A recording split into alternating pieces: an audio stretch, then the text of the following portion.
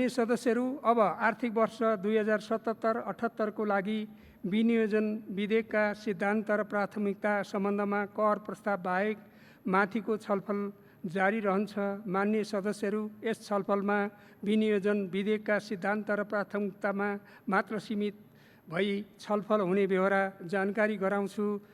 उक्त छलफलमा बोल्नका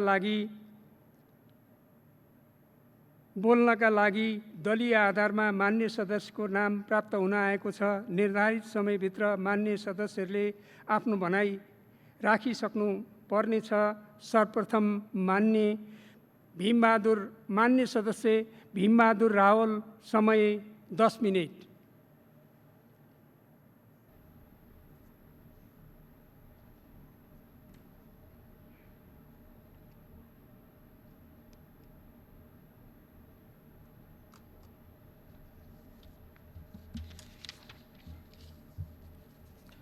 सम्मान्य सभामुख महोदय, माननीय अर्थमन्त्रीद्वारा सङ्घीय संसदमा प्रस्तुत विनियोजन विधेयक 2077 का सिद्धान्त र प्राथमिकतामाथिको धारणा प्रस्तुत गर्ने सन्दर्भमा सर्वप्रथम कोरोना महामारीको कारण सिर्जित आर्थिक तथा जनजीवनमा पर्ने प्रभावका चुनौतीहरूको सामना गर्दै देशलाई सुरक्षित राख्नेतर्फ केन्द्रित हुनुपर्नेमा कसैको दुईमत हुन सक्दैन भन्ने कुरामा जोड दिन चाहन्छु। यो देशको साझा चुनौती हो, तर यो चुनौतीको सामना गर्ने सन्दर्भमा हाम्रो अगाडि प्रस्तुत मुख्य चुनौतीहरूलाई प्राथमिकीकरण गर्नु अत्यन्त आवश्यक छ। यी सिद्धान्त र नीतिहरू यिनै चुनौतीमा केन्द्रित भएर बजेटमा प्रतिबिम्बित हुनुपर्छ भन्ने मेरो धारणा छ। अहिलेको जुन अवस्था छ त्यो अवस्थामा कृषि र राष्ट्रिय सुरक्षालाई अत्यधिक महत्त्व दिनु अत्यन्त आवश्यक छ, किनभने नेपाल बाहिर रहेका लाखौँ नेपालीहरू त्यहाँ जुन प्रकारको गम्भीर परिस्थितिको सामना गरिरहेका छन्, ती नेपालीहरू अब निकट भविष्यमा स्वदेश फर्किनुपर्ने बाध्यात्मक परिस्थिति सिर्जना हुन सक्ने देखिँदैछ। सुरक्षाको स्थितिको बारेमा मैले चर्चा गरिरहनु पर्दैन। नेपालको लिम्पियाधुरा, लिपुलेक लगायत कालापानी क्षेत्रमा भारतले अतिक्रमण गरेको छ र यस अतिक्रमणको सम्बन्धमा यस सम्मानित सदनमा र संसदका विभिन्न समितिहरूबाट पटक पटक नेपाल सरकारको ध्यान आकर्षित गराइएको थियो र ती क्षेत्रहरूको सुरक्षाको लागि आवाज बुलन्द गरिएको थियो, तर अहिलेसम्म त्यसमा कुनै सार्थक पाइला चालिएको छैन। देश सुरक्षित नभई, जनता सुरक्षित नभई त्यहाँका कुनै पनि विकास गतिविधिहरू सार्थक रूपमा अगाडि बढ्न सक्दैनन्।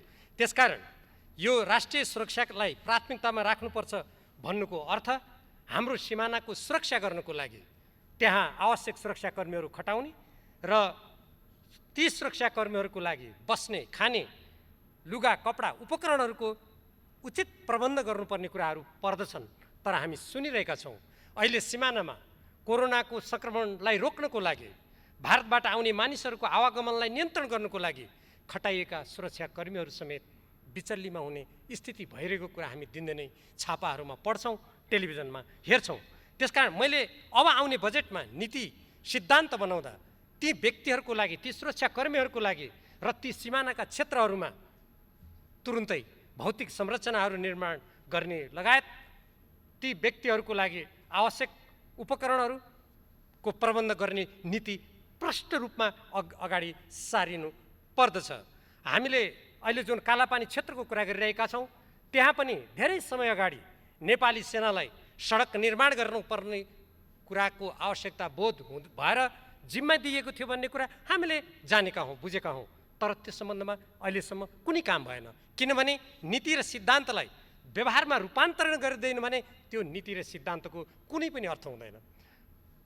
पञ्चायतकालमा समेत त्यहाँ सीतापुल भन्ने ठाउँमा भारतसँगको भन्सार र टिङ्कर नाका भन्ने ठाउँमा चीनसँगको भन्सार सञ्चालित थियो। हामी जनताबाट अनुमोदित, यत्रो जनताको समर्थन प्राप्त हामी त्यो पञ्चायतकालमा समेत भएको त्यो भन्सार बिन्दु र त्यसपछिको बहुदलीय व्यवस्थामा समेत भएको भन्सार बिन्दु पुनर्स्थापना गर्नको लागि नीति र सिद्धान्त यदि राष्ट्रिय सुरक्षा, राष्ट्रिय हितमा केन्द्रित हुनेछ भनेर मन्त्रीजीले भन्नुभएको जस्तै साँच्चीकै हो भने त्यहाँ पाइला चाल्न हामीलाई केले रोक्छ? यी कुराहरू यो नीति र सिद्धान्तलाई व्यवहारमा रूपान्तरण गर्ने सन्दर्भका अत्यन्त महत्त्वपूर्ण पक्ष हुन्। यतातर्फ ध्यान दिनु अत्यन्त आवश्यक छ। मैले अघि कृषिको जुन कुरा गर्दै थिएँ त्यसमा पनि ठोस कार्यक्रमहरू ल्याइनु पर्यो। यस सन्दर्भमा माननीय मन्त्रीजीले आफ्नो प्रस्तुतिको पृष्ठ नम्बर 12 मा भन्नुभएको छ, कृषिमा टुटेको उत्पादन सम्बन्धलाई कोरोना महामारी पश्चात प्राप्त हुने सम्भावनालाई पुनर्स्थापित गर्ने अवसरका रूपमा लिने। यो मैले बुझिनँ।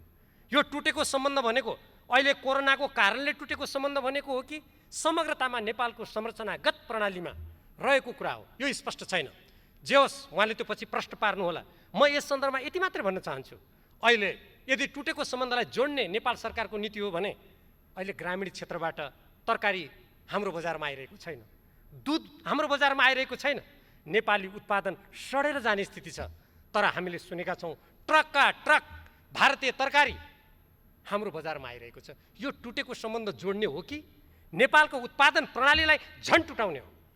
यस सम्बन्धमा यो नीति र सिद्धान्तको जुन कुरा गरिएको छ, भोलि बजेटमा यो कुरा आउँदा यतातर्फ गम्भीर भएर सोच्नु अत्यन्त आवश्यक छ।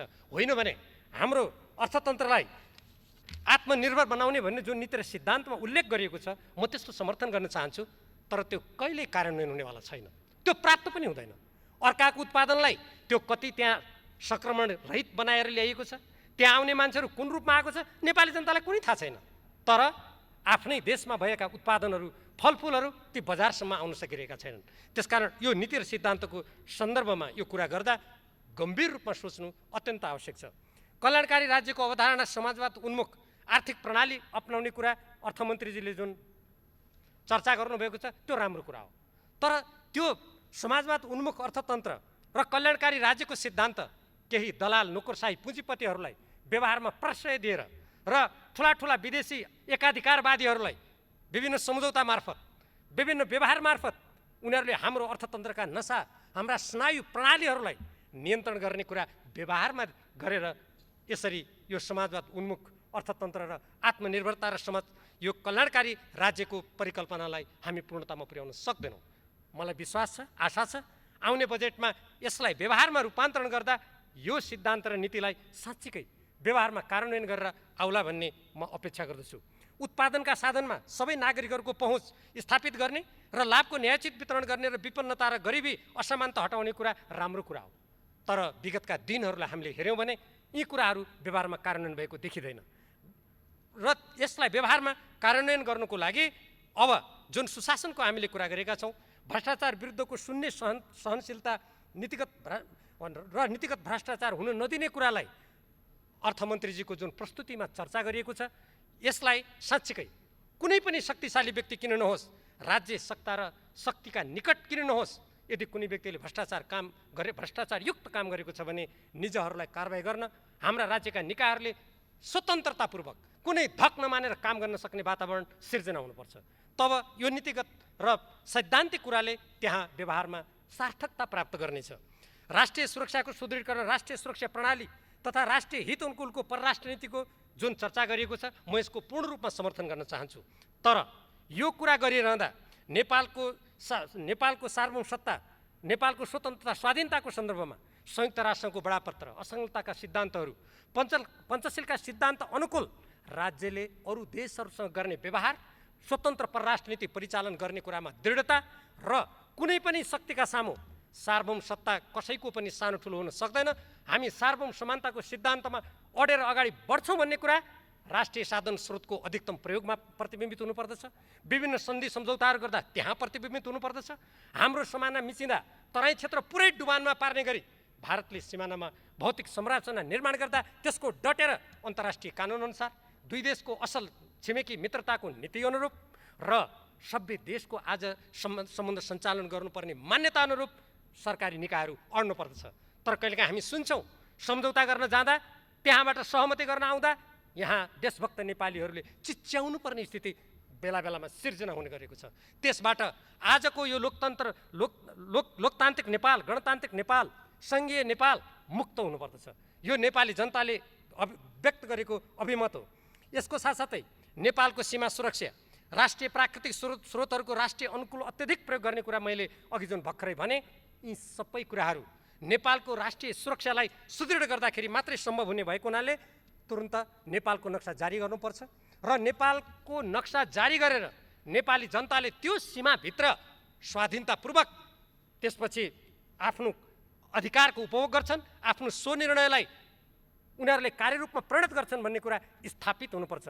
त्यसकारण अर्थमन्त्रीजीले भर्खरै जुन यो विनियोजन विधेयक 2077 का सिद्धान्त र प्राथमिकताको चर्चा गर्नुभएको छ, यद्यपि यसलाई अझ गहन रूपमा विस्तृत रूपमा यसका सिद्धान्त र नीतिलाई व्यवहारको कसीमा राखेर चर्चा गर्ने यहाँ समय छैन।